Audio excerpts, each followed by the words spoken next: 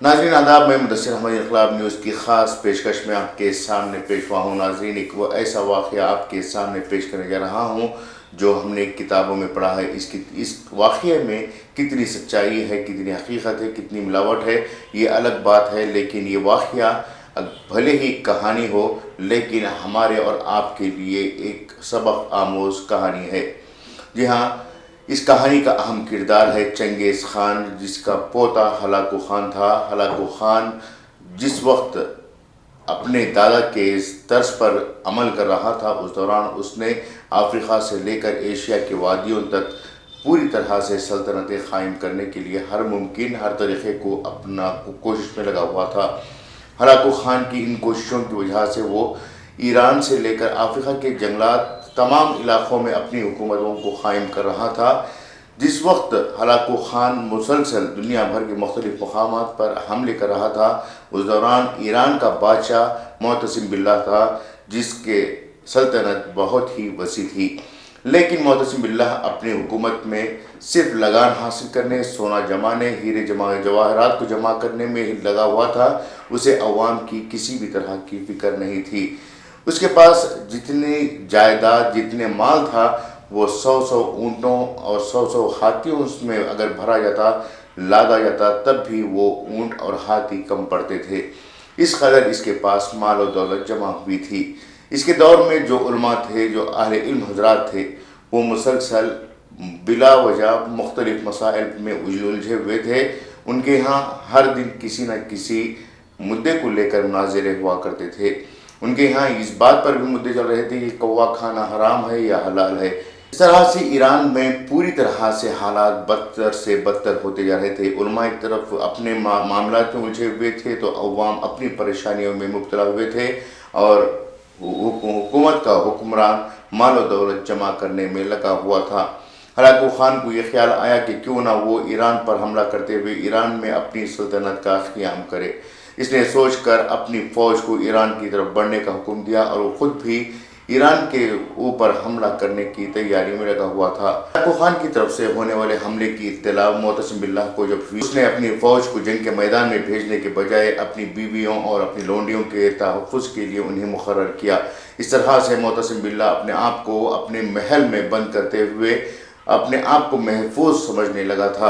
اسی دوران Hulagu Khan نے ایران کے دارالحکومت بغداد پر حملہ کر دیا اور اس نے معتصم باللہ کے محل کا محاصرہ کیا۔ ساتھ ہی ساتھ ایران کے تمام علاقوں پر اس نے اپنا قبضہ جما لیا۔ جب ہلاکو خان نے محل پر پوری طرح سے قبضہ کر لیا تو اس نے معتصم باللہ کو گرفتار کرنے کا حکم دیا، اور گرفتاری کے بعد اسے اپنے سامنے حاضر ہونے کے لیے کہا۔ ہلاکو خان کے سامنے جب اس کی حاضری ہوئی تو اس نے اپنے لیے کھانا طلب کیا۔ کھانے کے دوران ہلاکو خان نے اسے کھانا پیش کرنے کے بجائے اس کے پاس کے جو مال و زیورات تھے اسے پیش کیا۔ تھالی میں ہیرے جواہرات لا کر رکھے، اشرفیاں لا کر رکھی تھی۔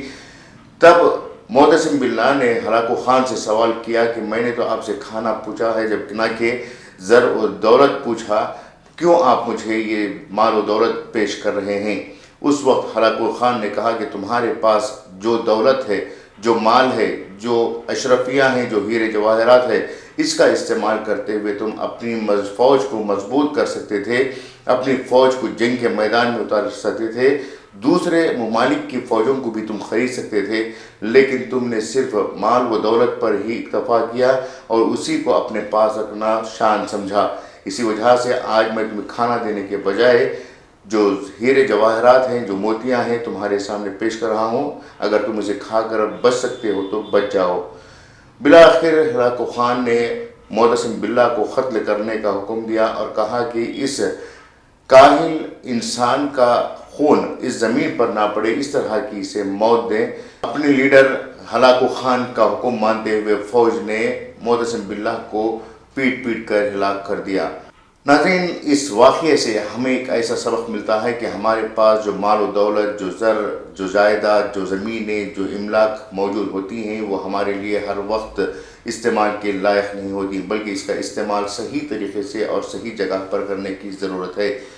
جس طرح سے معتصم باللہ نے اپنے لیے مال و دولت جمع کیے تھے، آج بھارت میں دیکھیں گے تو ایسے ہی مسلمانوں میں بھی کئی مالدار ہیں جو اپنے مال کو خیر کے کام پر خرچ کرنا بالکل نہیں چاہتے۔ وہ نہیں چاہتے کہ تعلیمی اداروں کا قیام ہو، وہ نہیں چاہتے کہ اچھے کالجز ہمارے درمیان ہو، وہ نہیں چاہتے کہ ہمارے درمیان ایک اچھا میڈیا ہو، وہ نہیں چاہ رہے ہیں کہ ہمارے اسپتال ہو، وہ نہیں چاہتے کہ ہمارے ایسے انڈسٹریز قائم کیے جائیں جس کے ذریعے سے لوگوں کو روزگار مل سکے، نہیں چاہتے کہ وہ اپنی مال و دولت کو کسی پر خرچ کریں، بلکہ اپنے مال و دولت کو محفوظ جگہ پر رکھیں تاکہ وہ ان کی آنے والی نسلیں اس کا استعمال کر سکیں۔ ممکن ہے کہ بھارت پہ بھی کل ایسے ہی ہلاکو خان مسلمانوں پر حملہ کرنے کے لیے آئیں اور ان کا جو مال و دولت ہے وہ ان کے لیے نہ چھوڑیں، بلکہ اپنے قبضے میں لے کر انہیں معتصم باللہ کی موت ماریں۔ ایسے حالات پیدا ہونے سے پہلے مسلمانوں کو چاہیے کہ وہ اپنے مستقبل کے نوجوانوں کی زندگیاں بنانے کے لیے ایسے صنعتوں کو، ایسے انڈسٹریز کو فارم کریں جس کے ذریعے سے وہ روزگار حاصل کریں، ایسے تعلیمی اداروں کا قیام کریں جہاں پر ان کی نسلیں ساتھ ہی ساتھ دوسری قوم کی نسلیں اعلیٰ سے اعلیٰ تعلیم حاصل کریں، ایسے میڈیا ہاؤسز بنائیں جس کے ذریعے سے حق و باطل کو عام لوگوں تک پہنچائیں، ایسے اسپتال بنائیں جہاں پر ہر طرح کے مریضوں کا علاج ہو سکے، وہ بھی معقول داموں میں۔ تمام چیزیں صرف پیسے سے ممکن نہیں ہیں، بلکہ اس کے لیے اخلاص اور اس کے لیے محنت کی بھی ضرورت پڑتی ہے۔ اگر مسلم قوم کے جو مالدار لوگ ہیں وہ اپنے اس مقصد کو لے کر آگے بڑھتے ہیں تو یقیناً انہی کے ساتھ اخلاص کے ساتھ کام کرنے والے لوگ بھی جڑ سکتے ہیں، اور یقیناً جس طرح سے معتصم باللہ کی موت ہوئی ہے اس طرح کی موت سے تو بچ سکتے ہیں، کیونکہ جب مسلمان اپنے مال و دولت کو خرچ کرتے ہوئے اچھی نسلوں کو تیار کرنے لگیں گے تو دوسری قومیں یا ان کی تائید میں آ کر کھڑی ہو جائیں گی، دوسری قومیں ان کا ساتھ دینے کے لیے تیار ہو جائیں گی، اور وہ ایک اچھی زندگی جی کر بھی اور مرنے کے بعد بھی آنے والی نسلوں ایک اچھا پیغام چھوڑ جائیں گے۔ یہ تھی آج کی خاص خبر، امید کہ آپ لوگوں کو پسند آئے گی۔ میں میزبان مدثر احمد آپ سے اجازت چاہتا ہوں، پھر نئی فکر اور نئے خبر کے ساتھ آپ کے سامنے پیش ہوں گا، تب تک اجازت دیجیے، شکریہ۔